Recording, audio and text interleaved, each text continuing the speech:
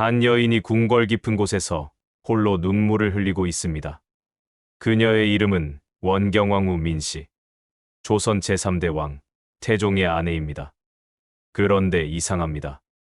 왕비라면 왕과 함께 생활해야 하는데 이 여인은 남편을 15년 동안 만나지 않았습니다. 같은 궁궐에 살면서도 한 번도 같은 방에서 자지 않았습니다. 식사도 따로, 잠자리도 따로, 대화도 하지 않았습니다. 왜일까요? 남편이 그녀의 아버지를 죽였기 때문입니다. 오빠 3명도 모두 죽였습니다. 임신한 올케까지 죽였습니다. 뱃속의 아기까지 죽인 것입니다. 왕비의 가족을 통째로 몰살시킨 남자, 태종 이방원. 더 충격적인 사실이 있습니다. 아내가 자신을 거부하자 태종은 후궁을 9명이나 들였습니다.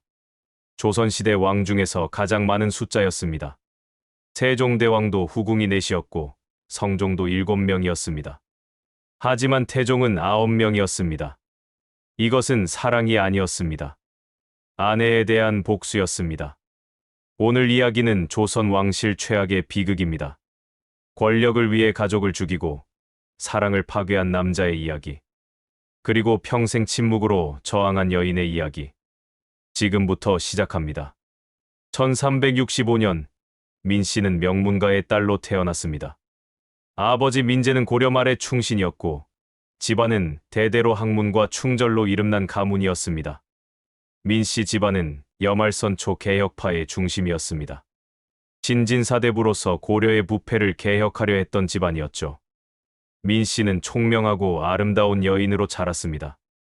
어려서부터 글을 읽었고 예절과 품격을 갖춘 규수였습니다. 당시로서는 드물게 교양이 높은 여성이었죠.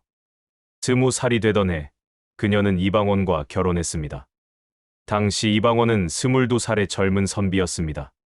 과거 시험에 장원급제한 수재였고 미래가 밝은 청년이었습니다. 두 사람의 결혼은 정략 결혼이었지만 시간이 지나며 정이 들었습니다.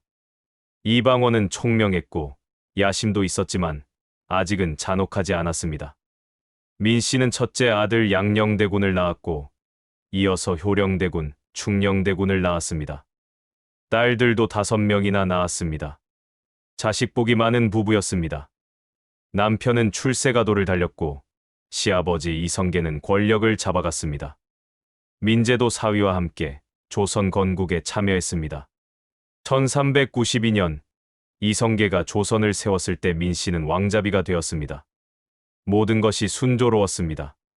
민씨는 남편을 믿었습니다. 이방원이 야심이 있는 사람이라는 것은 알았지만 그래도 좋은 남편이었습니다.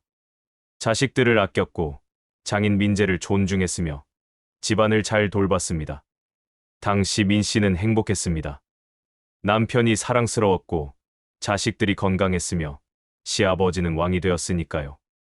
그녀는 자신이 조선의 왕비가 될 수도 있다는 꿈을 꾸었습니다. 하지만 1398년 8월 26일 밤 모든 것이 바뀌었습니다. 그날 밤 이후 민씨의 인생은 지옥이 되었습니다. 1398년 8월 26일 밤 민씨는 그날 밤을 평생 잊을 수 없었습니다. 남편 이방원이 군사들을 이끌고 집을 나섰습니다. 그의 눈빛은 평소와 달랐습니다. 차갑고 단호했습니다. 칼을 차고 갑옷을 입은 남편의 모습이 낯설었습니다. 민씨가 물었습니다. 무슨 일이십니까? 이 밤중에 어디를 가시는 겁니까? 이방원은 대답했습니다. 오늘 밤 큰일이 있소. 곧 알게 될 것이오. 위험한 일입니까? 나라를 위한 일이오. 그리고 그는 칼을 차고 나갔습니다. 민씨는 불안했지만 더 이상 물을 수 없었습니다. 그날 밤 서울은 비명으로 가득 찼습니다. 이방원의 군사들이 정도전의 집을 습격했습니다. 조선을 설계한 정도전이 잠옷 차림으로 도망치다 죽었습니다. 그리고 군사들은 궁궐로 쳐들어갔습니다. 목표는 세자 이방석과 그의 형 이방번이었습니다. 15살, 17살의 어린 왕자들이었습니다. 민씨의 시동생들이었습니다. 어린 왕자들은 도망쳤지만 결국 붙잡혔습니다. 궁궐 후원에서 대궐 문 앞에서 죽었습니다. 새벽이 되어 남편이 돌아왔을 때 그의 옷에는 피가 묻어 있었습니다. 민 씨는 말문이 막혔습니다. 남편은 아무 말도 하지 않았습니다. 그저 방으로 들어가 옷을 벗을 뿐이었습니다. 마치 아무 일도 없었다는 듯이. 하지만 그의 손은 떨리고 있었습니다. 피를 씻어내는 손이 떨렸습니다.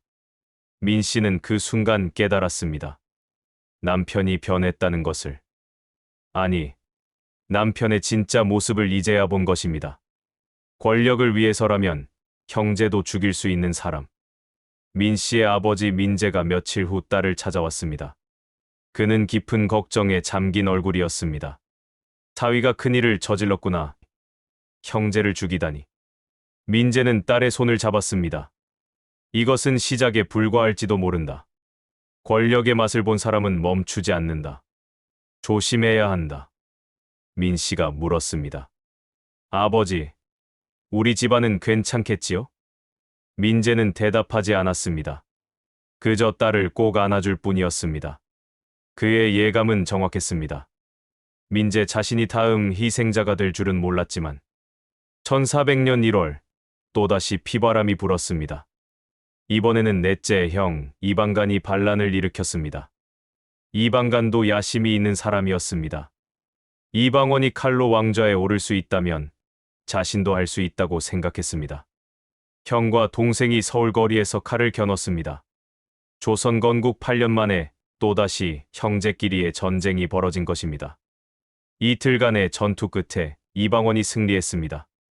이방간의 아들들이 전투 중에 죽었습니다. 민 씨의 조카들이었습니다. 궁궐은 점점 더 피로 물들어갔습니다. 민 씨는 자식들을 껴안고 방 안에 숨어 있었습니다. 밖에서 들리는 비명과 칼부딪히는 소리를 들으며 그녀는 떨었습니다. 아이들이 물었습니다. 어머니, 무슨 소리예요? 무서워요. 민 씨는 아이들을 더 꽉 껴안으며 말했습니다. 괜찮다. 곧 끝날 거야. 하지만 그녀도 알고 있었습니다. 이것은 끝이 아니라는 것을. 1400년 11월, 이방원이 마침내 왕이 되었습니다.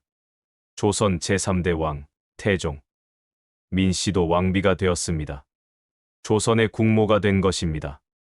하지만 그녀의 마음은 무거웠습니다. 형제의 피를 밟고 오른 왕좌. 수많은 사람들이 죽어서 만들어진 이 자리. 왕비의 자리가 이렇게 무거운 줄 몰랐습니다. 이것이 과연 축복일까요? 저주일까요? 민 씨는 알 수 없었습니다. 즉위식 날, 민 씨는 화려한 왕비의 복장을 입었습니다. 봉황이 수노인 저기를 입고 머리에는 금관을 썼습니다. 하지만 거울 속에 자신이 낯설었습니다. 이것이 정말 자신인가? 왕이 된 후 태종은 더욱 변했습니다. 아니, 더 심해졌습니다. 의심과 불안이 그를 지배했습니다. 밤마다 악몽을 꾸었고 누군가 자신을 죽이려 한다고 믿었습니다. 신하들을 의심했고 공신들을 숙청했습니다. 조선 건국에 함께했던 동지들을 하나씩 제거해갔습니다. 박포, 이숙번, 조영무. 수많은 공신들이 죽어갔습니다. 그리고 마침내 그의 의심은 아내의 가족에게까지 향했습니다. 민 씨는 예감했습니다. 곧 끔찍한 일이 벌어질 것이라고. 1406년, 민 씨의 악몽이 현실이 되었습니다. 태종 즉위 6년째 되던 해였습니다. 태종은 장인 민재를 영모죄로 체포했습니다. 근거는 없었습니다. 민재는 조용히 살고 있었고 정치에도 거의 관여하지 않았습니다. 오히려 태종에게 여러 번 벼슬을 내려놓겠다고 청했던 사람이었습니다. 권력욕이 없는 사람이었죠. 하지만 태종에게는 그것이 중요하지 않았습니다. 외척의 존재 자체가 위협이었습니다. 역사를 보면 외척이 권력을 잡아 왕권을 위협한 사례가 많았습니다. 고려시대의 이자겸, 중국의 여러 외척들. 태종은 그것을 두려워했습니다. 장인이 선하다고 해서 미래에도 그럴 것이라는 보장은 없었습니다. 더 큰 문제는 장인의 아들들, 즉 처남들이었습니다. 그들이 훗날 외척 세력을 형성할까봐 두려웠던 것입니다. 민 씨는 소식을 듣고 무너졌습니다. 그녀는 남편 앞에 무릎을 꿇었습니다. 눈물을 흘리며 애원했습니다. 전하, 아버지는 무죄입니다. 제발 살려주십시오. 하지만 태종의 눈빛은 차가웠습니다. 왕비, 나라를 위한 일이오. 아버지는 아무 잘못이 없습니다. 전하를 배신한 적도 없습니다. 내가 왕이요. 왕이 결정한 일이오. 전하, 물러가시오. 이것은 왕의 명이요. 왕으로서의 결정이었습니다. 남편이 아닌 권력자의 목소리였습니다. 민 씨는 그 순간 모든 것을 포기했습니다. 남편은 이미 사라졌습니다. 그 자리에는 오직 왕만이 남아 있었습니다. 1406년 10월, 민재는 처형되었습니다. 잠수형이었습니다. 조선 개국공신이자 왕의 장인이 역적으로 몰려 죽었습니다. 민재는 죽기 전에 말했다고 합니다. 내가 무슨 죄를 지었는가?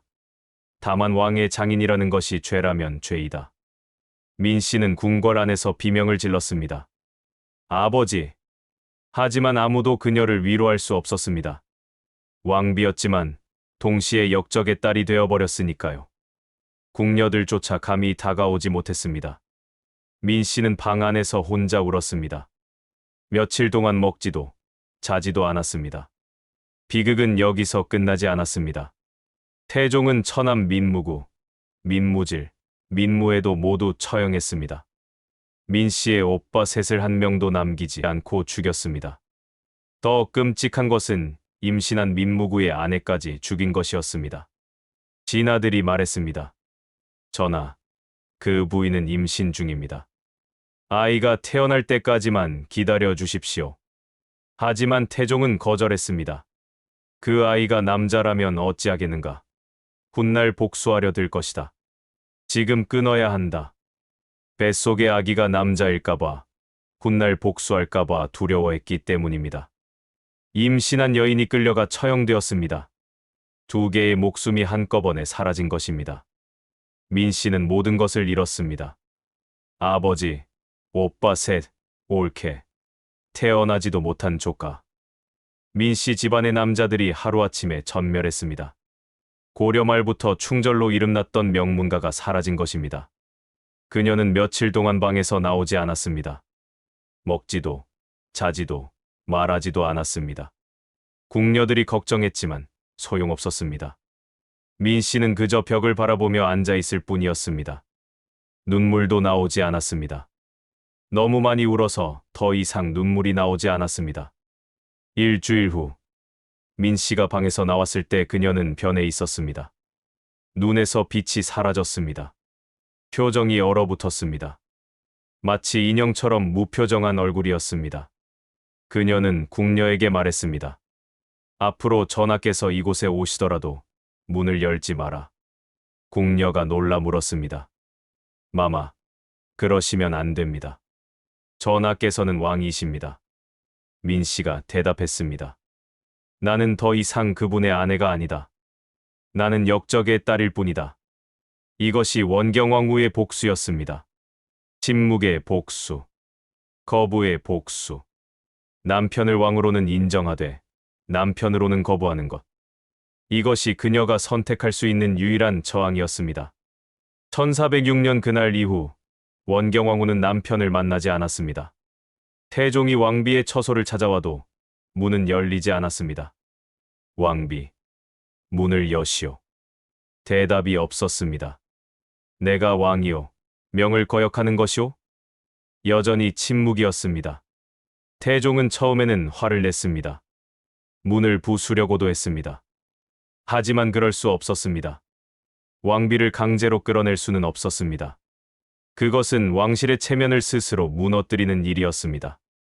처음에는 일주일, 그 다음은 한 달, 그리고 1년이 지났습니다. 5년이 지나고 10년이 지나도 왕비는 마음을 열지 않았습니다. 조선 왕실 역사상 전례 없는 일이었습니다. 왕과 왕비가 같은 궁궐에 살면서도 완전히 별거하는 것. 조정회의나 국가 행사에서 만날 때도 마찬가지였습니다. 원경왕후는 태종의 눈을 마주치지 않았습니다. 말도 하지 않았습니다. 왕비로서 해야 할 최소한의 의무만 수행했을 뿐입니다. 신하들은 모두 알았지만 아무도 말하지 못했습니다. 어느 신하가 감히 왕과 왕비의 사이에 대해 말할 수 있겠습니까? 하지만 소문은 퍼졌습니다. 왕비 마마께서 전하를 만나지 않으신다더라. 민씨 일족 사건 때문이라지. 15년째라던데. 이것은 왕실의 가장 큰 비밀이었습니다. 원경왕후는 모든 애정을 자식들에게 쏟았습니다. 특히 셋째 아들 충녕대군을 각별히 아꼈습니다. 훗날 세종대왕이 될 아이였습니다. 그녀는 아이들을 교육하고 돌보고 사랑했습니다. 충녕대군은 총명한 아이였습니다. 책을 좋아했고 학문을 사랑했습니다. 원경왕후는 아들에게 말했습니다. 너는 아버지와는 다른 왕이 되어야 한다. 칼이 아니라 덕으로 다스리는 왕이 되어야 한다. 충녕대군은 어머니의 말을 가슴에 새겼습니다. 그리고 훗날 한글을 만들고 백성을 사랑하는 성군이 되었습니다. 어머니의 가르침 덕분이었습니다. 남편이 주지 못한 따뜻함을 자식들에게 주었습니다. 밤이 되면 민씨는 혼자 울었습니다. 아버지와 오빠들을 생각하며 눈물을 흘렸습니다. 아버지, 제가 그 사람과 결혼하지 않았더라면. 오빠들, 미안해요. 죄책감이 그녀를 짓눌렀습니다. 태종은 점점 더 외로워졌습니다. 권력은 있었지만 사랑하는 사람은 없었습니다. 아버지 이성계는 그를 용서하지 않고 1408년에 죽었습니다. 임종차리에서도 이방원을 부르지 않았다고 합니다. 형제들은 죽었거나 유배되었습니다. 넷째 형 이방가는 유배지에서 쓸쓸히 살다 죽었습니다. 친구들도 없었습니다. 왕이 되면서 모든 친구를 의심했고 멀리했습니다. 그리고 아내는 그를 증오했습니다. 밤마다 술을 마시며 태종은 생각했습니다. 자신이 무엇을 위해 이 자리에 올랐는지, 과연 이것이 옳은 선택이었는지. 형제들의 얼굴이 꿈에 나타났습니다. 장인 민재의 얼굴도 나타났습니다. 내가 나를 죽였구나. 악몽이었습니다. 하지만 후회는 이미 늦었습니다. 아내에게 거부당한 태종은 다른 선택을 했습니다. 후궁을 들이기 시작한 것입니다. 1407년 첫 번째 후궁 성빈이 궁에 들어왔습니다. 그리고 1408년에는 숙의 박씨가 들어왔습니다. 1409년, 1410년, 1411년. 태종은 계속해서 후궁을 들였습니다. 수건, 수경, 소용. 여러 품계의 후궁들이 궁에 들어왔습니다. 최종적으로 9명의 후궁을 두었습니다. 조선시대 왕 중에서 가장 많은 숫자였습니다. 태조 이성계도 후궁이 5명이었고 세종대왕은 4, 성종이 7명이었습니다. 하지만 태종은 9명이었습니다. 역사학자들은 의문을 제기합니다. 태종은 왜 이렇게 많은 후궁을 들였을까요? 자식이 필요해서였을까요? 아닙니다. 이미 원경왕후에게서 아들이 4, 딸이 5명이나 있었습니다. 양녕대군, 효령대군, 충녕대군, 성녕대군. 왕위 계승에는 아무 문제가 없었습니다. 그렇다면 정치적 이유였을까요? 후궁의 집안과 혼인 동맹을 맺기 위해서? 이것도 아니었습니다. 태종의 후궁들은 대부분 미천한 집안 출신이었습니다. 권력이 없는 집안의 여자들이었죠. 그렇다면 진짜 이유는 무엇이었을까요? 원경왕후에 대한 복수였습니다. 아내가 자신을 거부하니 다른 여자들을 들여 아내에게 상처를 주려 한 것입니다. 원경왕후가 볼 수 있도록 후궁들을 궁궐 안에 배치했습니다. 후궁들이 낳은 자식들도 궁궐에서 키웠습니다. 태종은 후궁들을 총애하는 모습을 일부러 보였습니다. 원경왕후가 지나가는 곳에서 후궁들과 이야기하고 웃었습니다. 왕비가 나를 거부한다면 나에게는 다른 여자들이 있다. 이것을 보여주고 싶었던 것입니다. 태종은 원경왕후가 고통받기를 원했습니다. 자신이 느끼는 외로움과 거부감을 아내도 느끼기를 원했습니다. 질투하기를 원했습니다. 그래서 다시 자신에게 돌아오기를 원했습니다. 하지만 원경왕후는 반응하지 않았습니다. 후궁들이 9명이 되든 20명이 되든 상관없었습니다. 그녀에게 태종은 이미 죽은 사람이나 마찬가지였습니다.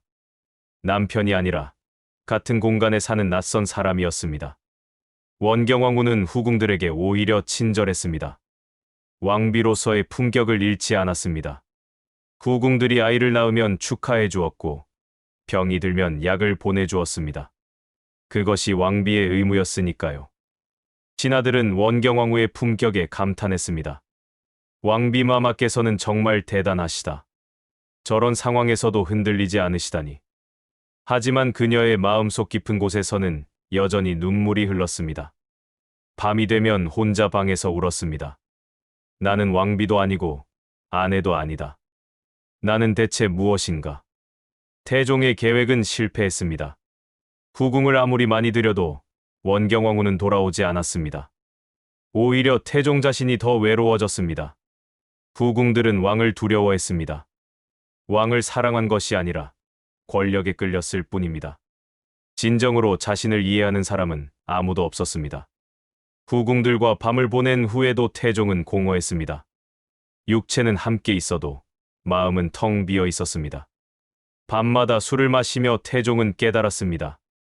자신이 모든 것을 가졌지만 정작 가장 소중한 것은 잃어버렸다는 것을.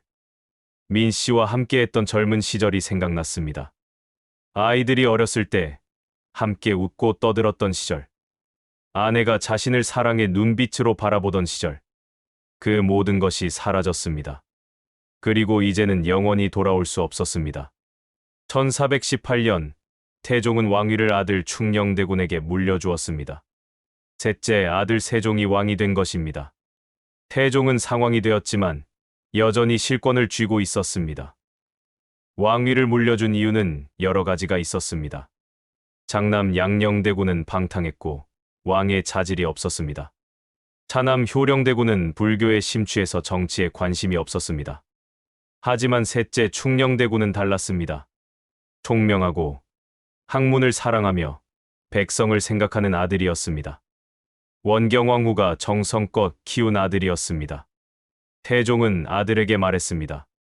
내가 왕이 되어라. 그리고 나보다 나은 왕이 되어라. 세종은 대답했습니다. 아버지께서 닦아놓으신 길을 따르겠습니다. 아니다. 내 어머니의 가르침을 따라라. 그것이 더 나은 길이다. 태종은 아들에게 자신의 실수를 반복하지 말라고 당부했습니다. 그리고 1422년 5월, 태종이 중병에 걸렸습니다. 의원들도 손을 쓸 수 없는 병이었습니다. 태종은 알았습니다. 자신의 시간이 얼마 남지 않았다는 것을. 그는 마지막으로 원경왕후를 불렀습니다. 왕비를 모셔오너라. 15년 만에 원경왕후가 남편의 침상 곁에 섰습니다.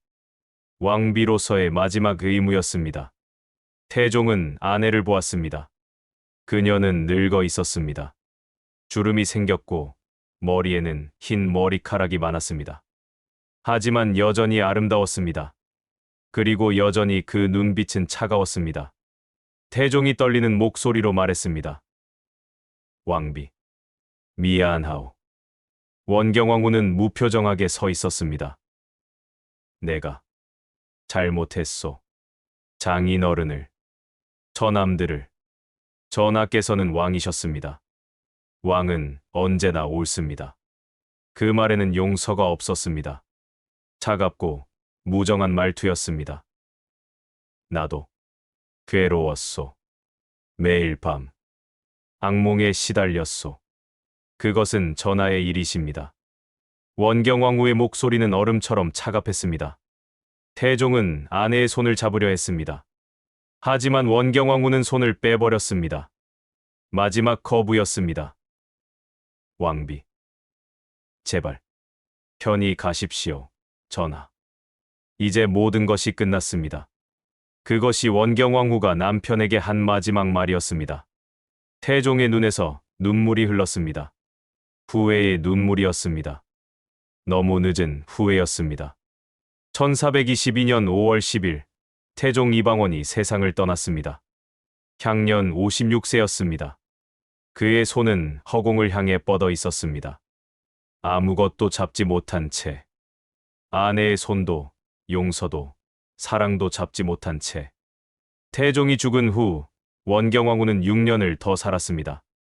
그녀는 아들 세종을 도우며 조용히 살았습니다. 손자들을 돌보고 궁궐 안에서 평화롭게 지냈습니다. 세종은 어머니를 극진히 모셨습니다. 어머님, 편히 쉬십시오. 이제는 아무 걱정도 하지 마십시오. 원경왕후는 아들을 보며 미소 지었습니다. 내가 좋은 왕이 되어 다행이다. 세종은 어머니가 가르쳐준 대로 백성을 사랑하는 왕이 되었습니다. 한글을 만들고 과학을 발전시키고 백성의 삶을 개선했습니다. 칼이 아니라 덕으로 나라를 다스렸습니다.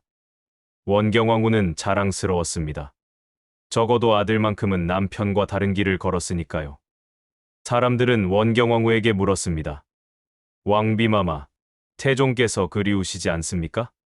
원경왕후는 대답하지 않았습니다. 그저 멀리 산을 바라볼 뿐이었습니다. 그녀의 마음속에는 여전히 아버지와 오빠들이 살아 있었습니다. 그들의 얼굴, 그들의 목소리. 죽는 날까지 잊을 수 없었습니다. 1428년 7월 28일, 원경왕후가 세상을 떠났습니다. 향년 64세였습니다. 그녀는 남편 태종 옆에 묻혔습니다. 헌능이라는 능에 함께 묻힌 것입니다.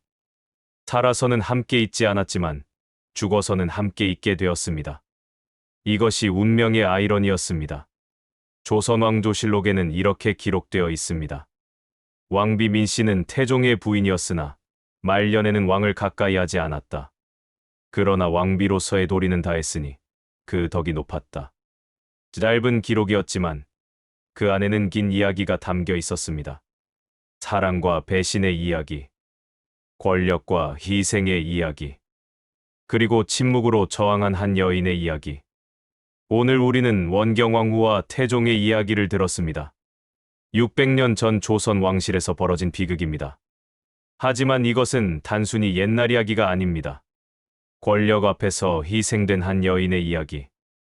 남편을 증오하면서도 왕비로서의 의무를 다해야 했던 여인의 이야기. 역사는 태종을 강력한 왕이라고 기억합니다. 그가 세운 왕권 덕분에 조선은 500년을 이어갔습니다. 신하들이 왕을 함부로 대하지 못하게 만들었고 외척의 전횡을 막았습니다. 세종대왕이 위대한 업적을 이룰 수 있었던 것도 아버지 태종이 닦아놓은 기반 덕분이었습니다. 역사학자들은 말합니다. 태종이 없었다면 세종도 없었을 것이다. 태종의 냉혹함이 조선을 강하게 만들었다. 정치적으로는 성공한 왕이었습니다. 하지만 원경왕후는 그를 가족의 원수로 기억했습니다. 아버지를 죽이고 오빠들을 죽인 남자, 임신한 올케까지 죽인 남자, 그리고 아내의 상처 위에 후궁 9명을 들인 남자. 원경왕후에게 태종은 결코 용서할 수 없는 존재였습니다. 15년간의 거부는 그녀의 복수였습니다. 침묵의 복수. 왕비로서의 의무는 다하되 아내로서는 존재하지 않는 것. 이것이 그녀가 선택할 수 있는 유일한 저항이었습니다. 태종은 모든 것을 얻었습니다. 왕좌, 권력, 후궁 9명, 강력한 왕권. 하지만 정작 가장 소중한 것은 잃어버렸습니다.